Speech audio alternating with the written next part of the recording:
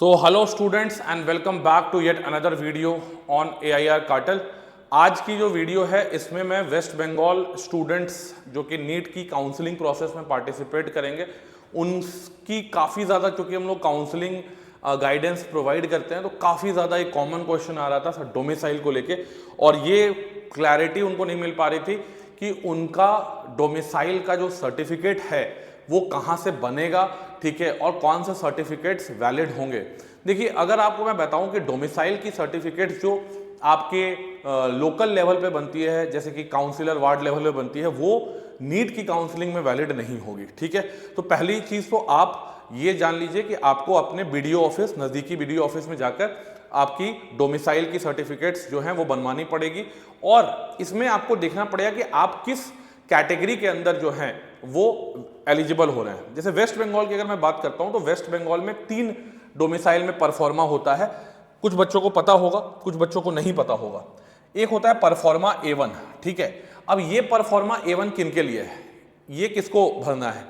ये उन बच्चों को भरना है जो कि 10 साल से ज्यादा तक वेस्ट बंगाल में रह रहे हैं, ठीक है। 31 दिसंबर 2023 कट ऑफ डेट है आपकी, यानी 2023 तक आपने 10 साल अपने बिताए हैं यहाँ पे, और आपने अपनी 10th और 12th की जो पढ़ाई है वो भी वेस्ट बंगाल से की है, तो वो भरेंगे परफॉर्मा A1 वाला डोमिसाइल सर्टिफिकेट, ठीक है, उसके लिए अप्लाई करेंगे। देन होता है आपका परफॉर्मा A2। परफॉर्मा A2 में क्या बोला गया है कि आप जो हैं रह तो 10 साल से रहे हैं, लेकिन आपने अपनी पूरी पढ़ाई वेस्ट बंगाल से नहीं की है, आपने सिर्फ अपना 10+2 जो है, यानी आपने अपना मैट्रिक जो है और अपना जो 12th जो है, ठीक है, वो वेस्ट बंगाल से दिया है। 10th बोर्ड और 12th बोर्ड आपने वेस्ट बंगाल से दिया है, तब आप परफॉर्मा A2 भरेंगे, ठीक है। अब देखिए, थर्ड जो होता है परफॉर्मा B। ये काफी ज्यादा कंफ्यूजन वाला रहता है परफॉर्मा, क्योंकि कुछ वेस्ट बंगाल के जो पेरेंट्स होते हैं वो अपने बच्चे को बाहर भेजते हैं पढ़ने के लिए। 10th 12th में कोई कोटा भेजता है, कोई दिल्ली भेजता है, अलग अलग स्टेट में भेजते हैं बच्चों को, तो वहां पे उनका 10th 12th होता है। लेकिन उनके गार्जियंस अगर वेस्ट बंगाल में 10 साल के रेसिडेंट हैं, ठीक है, तो उनको भी डोमिसाइल के लिए एलिजिबल माना गया है। वेस्ट बंगाल गवर्नमेंट की तरफ से ये जो नोटिस है आपको गूगल पे भी दिख जाएगा।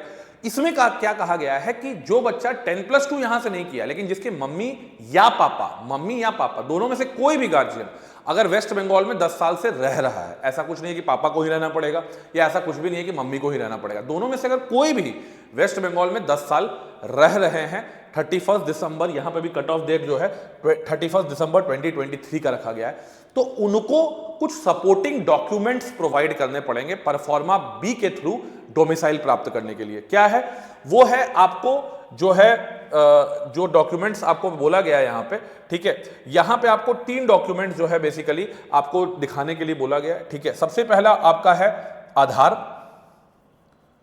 आधार, वोटर ID, या फिर आप अपना पासपोर्ट।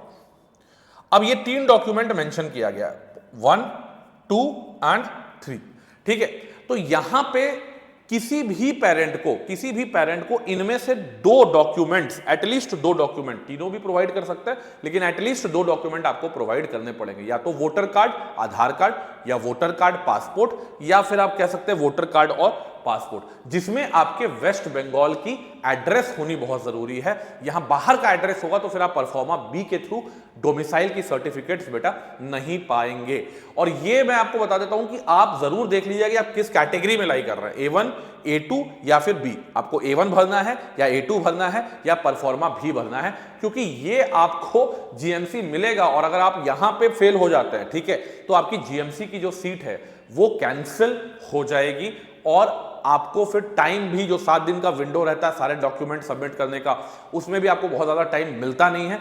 इसलिए ये चीज का क्लैरिटी आपको होना, बहुत लोग क्या कर रहे हैं कि म्युनिसिपल कॉर्पोरेशन से, या फिर आप बोल सकते हैं कि जो आप उनका जो वार्ड मेंबर हैं उनसे जाके डोमिसाइल बनवा ले रहे हैं, वो डोमिसाइल वैलिड नहीं है। यहां पे जो डोमिसाइल है वो BDO ऑफिस से जो मिल रहा है आपको परफॉर्मा A1, A2 या B के तहत, वही वैलिड होने वाला है। तो इसका खासा ध्यान रखिएगा, ताकि आपकी लास्ट मोमेंट पे, हर साल ऐसे मुझे लगता है कि कई बच्चे होते हैं, 10 से 12 बच्चे होते हैं जो कि इस चीज का ध्यान नहीं देते हैं और उनकी जीएमसी की सीट लास्ट मोमेंट पे कैंसिल हो जाती है, वो किसी और को मिल जाती है। ठीक है, तो इस चीज का आप लोग ध्यान रखेंगे, देख लेंगे, इस वीडियो को समझ लेंगे।